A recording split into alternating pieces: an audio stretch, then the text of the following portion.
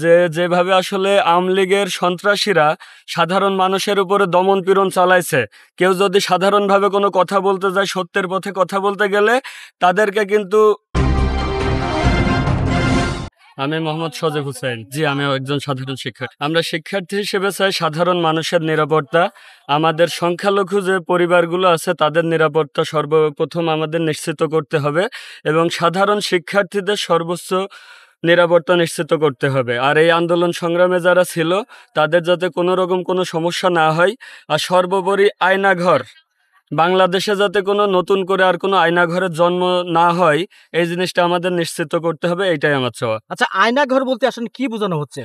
আয়নাঘর বলতে আপনারা এর আগেও দেখছেন যে যেভাবে আসলে আওয়ামী লীগের সন্ত্রাসীরা সাধারণ মানুষের উপরে দমন-পীড়ন চালাইছে, কেউ যদি সাধারণভাবে কোনো কথা বলতে যায়, সত্যের পথে কথা বলতে গেলে তাদেরকে কিন্তু আয়নাঘরে বন্দি করে রাখা হয়েছে। আপনারা কিছুদিন আগে দেখছেন যে অনেক মানুষ দীর্ঘ 10 বছর পরে আয়নাঘর থেকে ছাড়া পাইছে।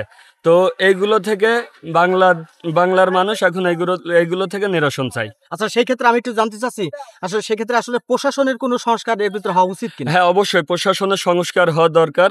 প্রশাসন হবে নির্দলীয়। কিন্তু এতদিন পুলিশ যেভাবে সরকারের পা চেটে আসছে, এখন কিন্তু তারা বুঝতে পারছে, তারা কিন্তু আর বের হচ্ছে না। কিন্তু এখন তাদের উচিত নির্দলীয়ভাবে, আমরা তাদের কোনো ক্ষতি করব না, আমরা তাদের কোনো ক্ষতি চাই না। তাদের এখন উচিত নির্দলীয়ভাবে একটা কাজ করা।